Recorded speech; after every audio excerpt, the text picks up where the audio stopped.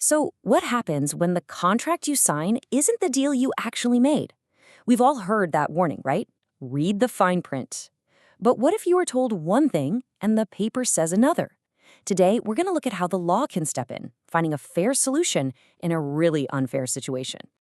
Just imagine this for a second.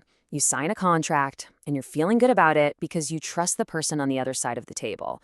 But later on, you find out the fine print tells a completely different story. It's that sinking feeling, right? That moment where you feel totally trapped. You know, the law actually has a name for this kind of situation. It recognizes that not every negotiation is a meeting of equals. Sometimes one side is clearly holding all the cards. And that's a really fundamental point here.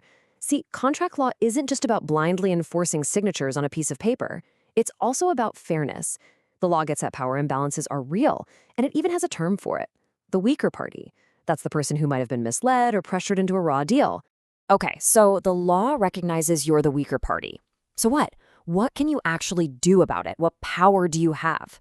Well, the answer is a pretty powerful legal tool designed just for this kind of mess.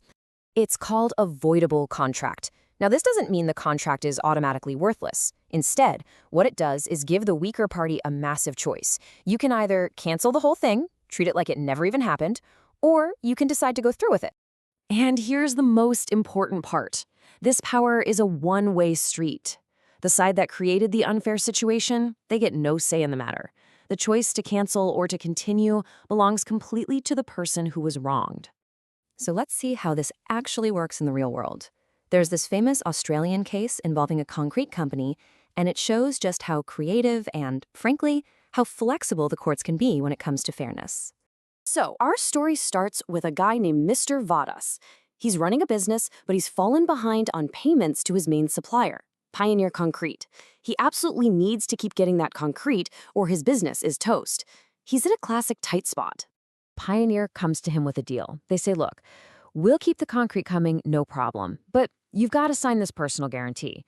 And they specifically told him this guarantee is only for debts his company racks up from this point forward. Future debts. Seemed reasonable enough. But here's the twist. The actual document Pioneer handed him was way, way broader. The verbal promise was just for future debts, right? But the written contract made him personally on the hook for everything his company had ever owed, past, present, and future. And he signed it because he was trusting what they told him. So this puts the court in a really tricky position. What do? Do you enforce the unfair contract exactly as it was written, sticking him with all that old debt? Or do you just tear up the entire agreement, which would mean he gets off scot-free for the new debt he actually did agree to cover? It feels like an all-or-nothing choice, doesn't it? So what did the court do?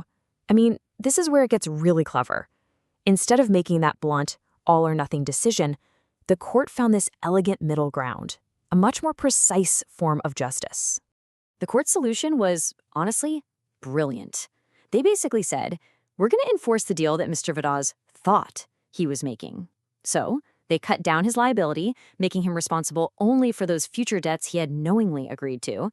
All that past debt that was sneakily slipped in, gone. It's almost like a surgical correction, The court didn't use a sledgehammer to smash the whole contract. It used a scalpel to just cut out the unfair part, the bit that was based on the lie, while keeping the rest of the fair agreement totally intact.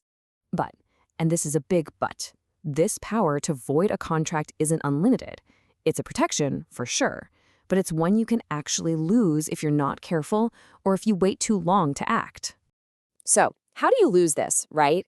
Well, there are a few key ways. For instance, if you find out about the unfair term but you just keep going along with the contract like everything's fine, that's called ratification. If you actually tell the other side, yeah, I know, but I'll stick with the deal, that's affirmation. Just waiting way too long to do anything about it, that's acquiescence. And finally, you might lose your power to cancel if an innocent third party's rights are now tangled up in the whole thing. So, after all that, what's the big idea we can take away from this? What does this whole case about a concrete supplier really teach us about fairness and the law? Well, first, the law really does provide a shield for people in a weaker bargaining position. Second, justice can be flexible and smart. Courts can literally reshape a deal to make it fair. But third, and this is so important, that shield comes with a responsibility. The right to fight an unfair deal means you have to be paying attention, and you have to act when you realize you've been wronged. And that leaves us with one final and I think crucial question. The law provides this incredible safety net against unfairness, but this story of Mr. Vadish is a great reminder that it's not a substitute for our own due diligence. It really highlights that fine line between the protection the law offers us and the personal responsibility we all have to really, truly understand what it is we're signing.